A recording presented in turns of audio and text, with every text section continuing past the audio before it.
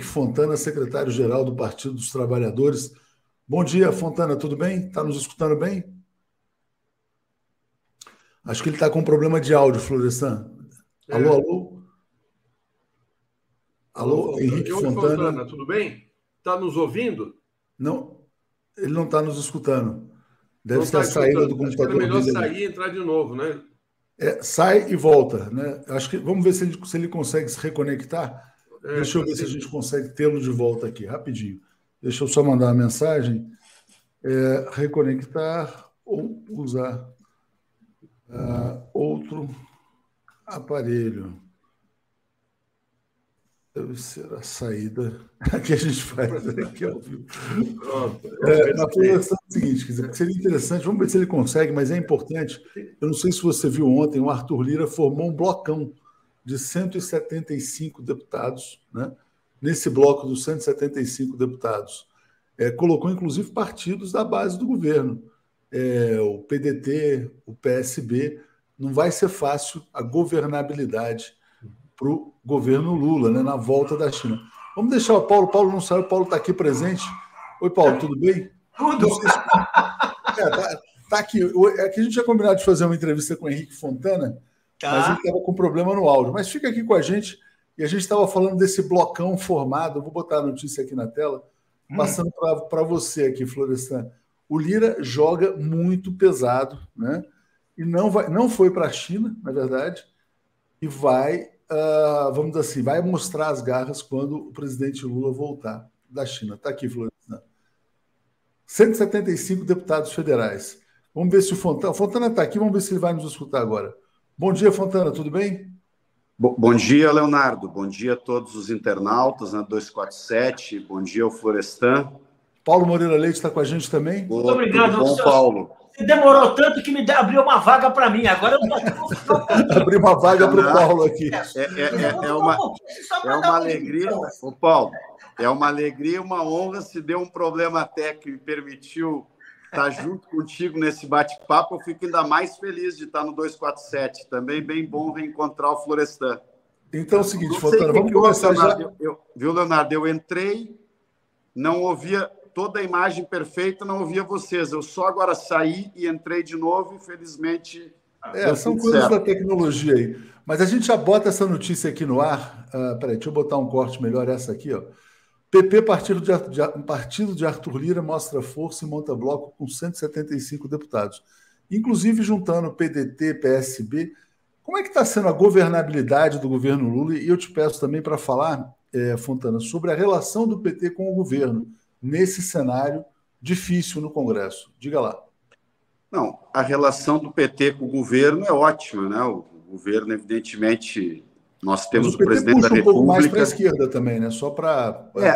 O que eu penso, Leonardo? Ontem, inclusive, nós tivemos 2 reuniões, a presidenta Gleisi e eu, com o presidente do PSB, Carlos Siqueira, e também fomos fazer uma conversa com o presidente licenciado do PDT, que hoje é nosso ministro da Previdência, o Carlos Lupe, né?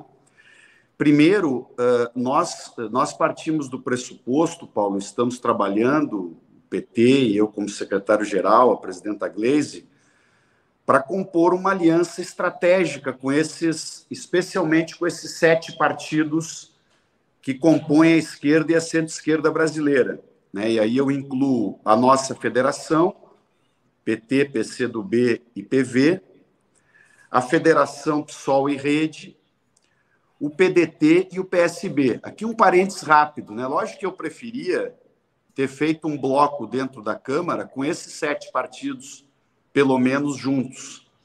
Mas a lógica interna da Câmara, e eu estive lá há 24 anos, fui deputado federal por 6 mandatos, ela tem questões que se diferenciam da relação entre os partidos e da disputa, vamos dizer assim, né, de acúmulo de posições e de eleições fora da Câmara, né?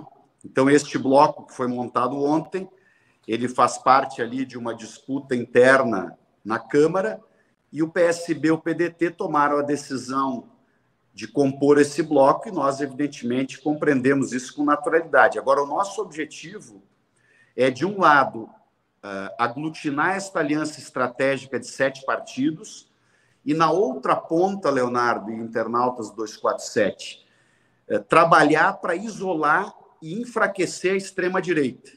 Então, esta aliança estratégica nossa, que é, no fundo, a relação que se dá dentro do governo.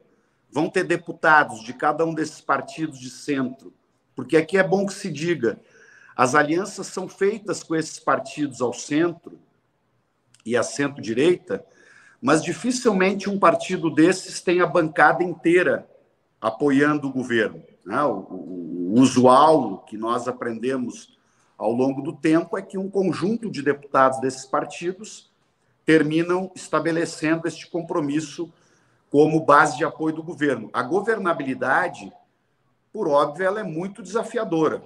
O Lula volta a governar o país, a esquerda volta a liderar, né, uma coalizão que enfrentou tudo que nós conhecemos. Agora, a minha leitura, e eu imagino que acompanho, né, as falas de vocês em diversos programas, de vocês também, e espero que seja da maioria dos nossos internautas, é que a extrema-direita continua tendo força no país. Nós temos mais força que a extrema-direita, ganhamos a eleição, estamos mudando o país e vamos reconstruir o país, mas temos que estar muito atentos. E, portanto, esta governabilidade, ela precisa estabilizar uma base de sustentação do nosso governo na Câmara, que nos permita começar, e mais do que começar, ampliar a entrega de melhorias na economia brasileira, porque esses primeiros 100 dias, eles foram muito bons do meu ponto de vista. O Brasil, em primeiro lugar, dá todos os sinais e consegue recolocar na ordem o funcionamento das instituições do país. Nós recuperamos um conjunto de programas que são fundamentais para combater desigualdades sociais, para começar a melhorar a qualidade de vida, né, do povo brasileiro. Agora, nós temos o desafio pela frente de recolocar o país na rota do crescimento. Para isso, tem que fazer muitas coisas, dentre elas, por exemplo, estar na China, como está o presidente Lula, aprofundando esta relação dos BRICS, aprofundando, né, a nossa busca de investimentos, a busca, enfim, de um conjunto de mudanças, porque a política econômica muda diametralmente em relação ao que foi a política econômica da extrema-direita, do bolsonarismo, do Paulo Guedes no país. Fontana, obrigado. Vou passar para o Florestan, muito importante essa sua introdução.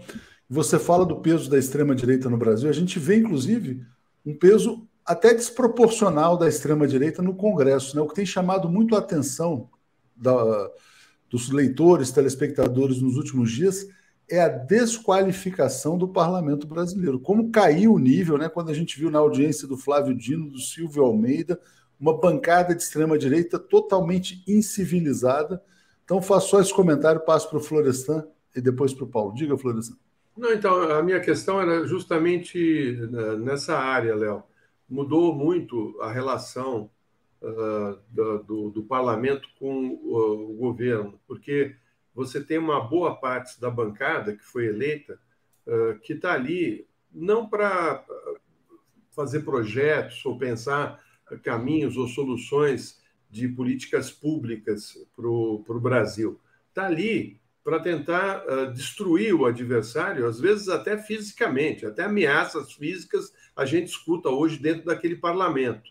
Ou seja, houve uma deterioração proposital para desacreditar o Congresso Nacional. A ideia dessa extrema-direita é enfraquecer a democracia atacando seus pilares e corroem como cupins. Eles estão como cupins corroendo as relações no legislativo.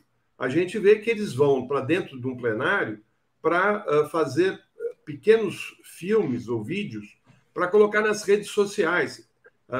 Isso a gente viu na audiência do Dino. O sujeito estava com a bandeira aqui, ele não estava fazendo nenhuma questão importante para o ministro. Ele estava ali querendo ser gravado para jogar nas redes a desinformação. Como é que vai ser possível para um governo estabelecer uma lógica dentro de um parlamento que está dividido dessa maneira? né? Porque você tem ali parlamentares sérios da direita, do centro, da esquerda, mas tem um grupo grande, significativo, de extremistas que jogam na desconstrução da democracia. Que tipo de comunicação vocês pretendem fazer? Porque eu estou vendo que os parlamentares da esquerda e da centro-esquerda não estão tão preparados para enfrentar esse tipo de relação. Como é que isso se coloca para vocês? A gente está na era do deputado lacrador, viu, Fontana? O deputado que vai lá para lacrar, quer dizer, é uma coisa muito estranha. Diga. Isso. Então, Leonardo, eu acho que isso que o Florestan propõe aqui para a gente refletir rapidamente, né, é o centro, né, do processo de corrosão da democracia no mundo. E no Brasil, felizmente para nós, no Brasil tem um executivo, tem um presidente da República que está do outro lado, né, desse tipo de visão de como fazer a política. Então, nesta era das redes sociais, usadas para promover a guerra cultural, usadas para desinformar, para disseminar redes de ódio, de intolerância e para alavancar popularidade em cima do ódio, da intolerância e da desinformação, assim como também uma espécie de política espetáculo 2.0, vamos dizer assim, turbinada, né? Um pouco da política espetáculo sempre ocorreu, só que agora a extrema-direita ela não tem nenhuma responsabilidade com a solução de problema nenhum. Ela, na verdade, trabalha com a ideia da destruição. O Bolsonaro foi o presidente da extrema-direita durante 4 anos. O centro da preocupação dele era desestruturar políticas públicas que foram construídas não só pela esquerda, foram construídas pela democracia brasileira, né? Por governos também de centro-esquerda, de centro e outros governos. Quando a política é feita com racionalidade, né? Porque a pessoa pode ser de direita, de centro ou de esquerda, mas se ela tem o objetivo de buscar uma solução, ela pensa totalmente diferente de mim. Por exemplo, eu entendo que o nosso governo deve retomar o controle público sobre a Eletrobras. Alguém de direita pode entender e entende que a Eletrobras deve aprofundar o processo de privatização que foi feita. Mas são pessoas que buscam solução, né? Este grupo, Florestan, na minha opinião, ele só precisa ser isolado. E a esquerda também precisa aprender ainda bastante. Eu estou aprendendo, estou estudando, estou lendo, né? Vocês têm um acúmulo, inclusive, maior, porque são especialistas na área de comunicação, mas a esquerda tem que aprender bastante sobre fazer política na era das redes sociais, né? Por exemplo, como ter pautas centrais, fundamentais, dar visibilidade para essas pautas, ter cuidado para não responder às provocações desta extrema-direita que levam o jogo político, né, para um cenário que, obviamente, interessa mais a eles do que a nós. Eu não estou dizendo para os meus amigos que estão aqui, apoiadores do governo Lula, apoiadores da democracia, que estão aqui no 247 agora conosco, nesse início de manhã, para que eles deixem sem resposta, por exemplo, algo que incomoda eles. Respondam, disputem nas redes, mas respondam e disputem não para falar com estes 25% dos mais fanatizados neste momento por narrativas que nós conhecemos, né, narrativas da desinformação que capturam uma parte da extrema-direita. Procurem conversar com o centro político do país, colocar argumentos na rede, atuar realmente num outro tipo de busca de informação. E dentro do parlamento, nós, obviamente, vamos ter que conversar. Primeiro, sempre, né, unificar, como eu falei, esta aliança estratégica desses 7 partidos da esquerda e centro-esquerda do país e conversar, sim, muito e dialogar e negociar com base em princípios adequados com estes deputados de centro e de direita que tenham o compromisso de preservar a democracia e combater este extremismo, né, do ódio, da violência, da desconstrução da política. Aliás, não é o nosso assunto de hoje, mas vou deixar como uma sugestão de pauta, Leonardo, para um outro encontro aí nosso, né? Porque eu estou entre aqueles que têm colocado em reuniões, quando estamos com a nossa direção, com ministros nossos, com deputados nossos, que tão logo nós tenhamos aprovado aí a reforma tributária e o novo regime fiscal, nós temos que retomar um debate sobre a reforma política. Porque a maneira, né, de alterar a qualidade do nosso parlamento passa por uma reforma política. Eu sou um defensor do voto em lista. E isto é algo do interesse da direita, do centro e da esquerda. Eu li outro dia, acho que faz umas 2, 3 semanas, um artigo muito interessante do Lavareda, né, que é um cientista político nosso do Brasil, na Folha, Paulo. E ele dizia o quê, Florestan? O título, aliás, fala por si só. O título era 513 empreendedores individuais. Eu, por óbvio, não tenho nada contra nenhum empreendedor individual. Aliás, eu apoio os empreendedores individuais e quero que cada vez mais eles se identifiquem conosco, com o PT, com a esquerda, que eles compreendam que a esquerda é que defende melhor o interesse do empreendedor individual, especialmente dos pequenos e médios, né? Agora, no parlamento não dá para ser assim. Um parlamento onde tem um cara que quer lá usar uma peruca e usando a peruca durante 1 minuto ou 5 minutos, ele consegue garantir a sua reeleição, isso aí não vai levar o Brasil a bom lugar. Né? Ele está lá exatamente para fazer um vídeo de 1 milhão de visualizações, quer dizer, ele não tem compromisso com nada, a não ser provavelmente quando explicar ali para ele o arcabouço fiscal, se for entrevistar ele sobre a reforma tributária, provavelmente ele pouco ou nada entende do que ele está fazendo lá ou votando, né? Agora, nós temos que conseguir explicar para o povo, na verdade, que está capturado, uma parte dele, né, por figuras como essa, e isso é um processo pedagógico, é a política, é a velha e boa política de construção, passo a passo, de uma outra hegemonia política, porque tem milhões de pessoas, Leonardo, Florestan, Paulo e os nossos internautas da 247 aqui, tem milhões de pessoas que votaram 2 vezes no Lula, 2 vezes na Dilma, e que depois foram capturados pelas redes de extrema-direita. Isso é um mecanismo. Né? Quem lê, né, eu só sempre sugiro esse livro que eu considero o melhor que eu li, né, que é o Engenheiros do Caos, que é do da Empoli, né? Nós temos que compreender isso aí. Então, a pessoa que está capturada, então o nosso militante, o nosso simpatizante da esquerda, do campo da democracia, ele tem que ter paciência histórica. Ele não pode se irritar. Ele não pode ir para a política da lacração. Ele tem que ir para a política da construção, né?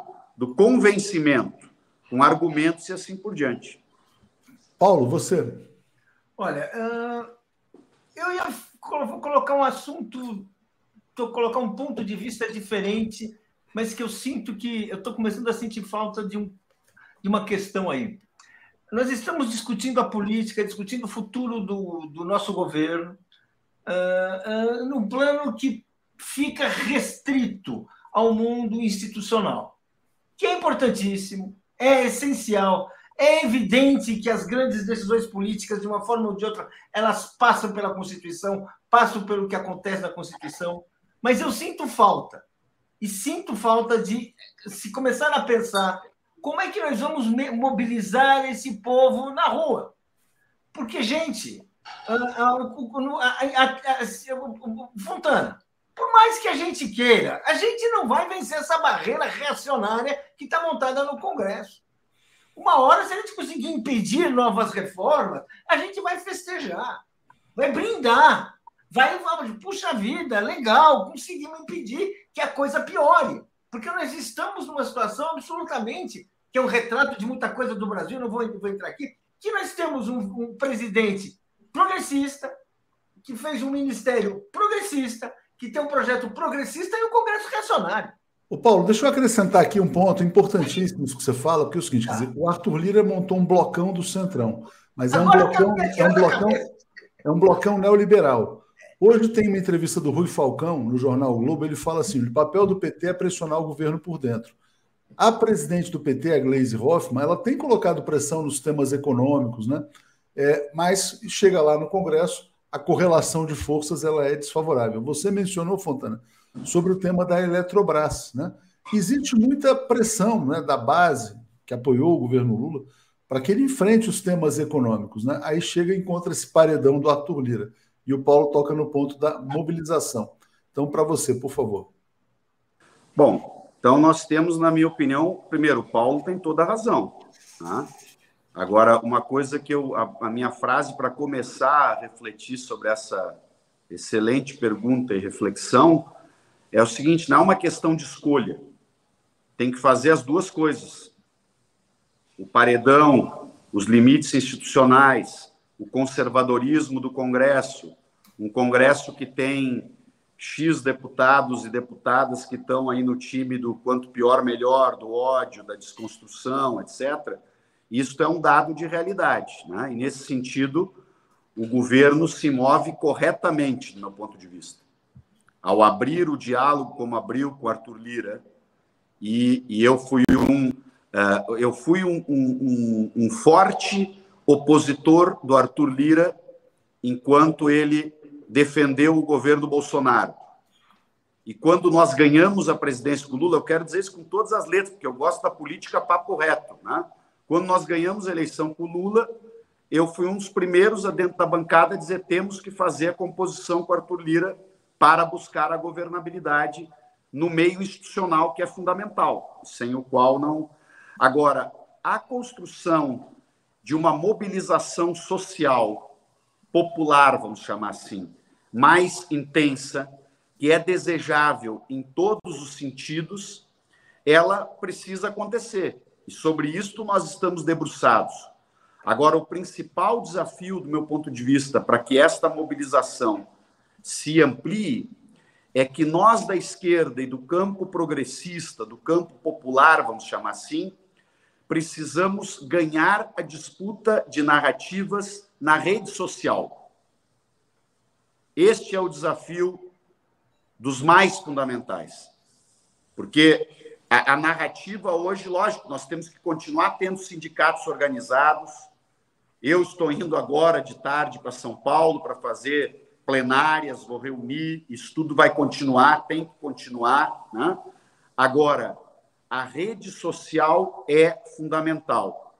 Então, nós estamos com a nossa Fundação Perseu Abramo, mas eu estou falando do nosso PT, e eu sou secretário-geral do PT hoje, esta é a minha função, estou ali ao lado, né, da Gleisi, nossa presidenta, de toda a nossa direção. Nós estamos trabalhando fortemente para preparar cada vez melhor os nossos simpatizantes que se relacionam, né, com o PT, com as nossas redes.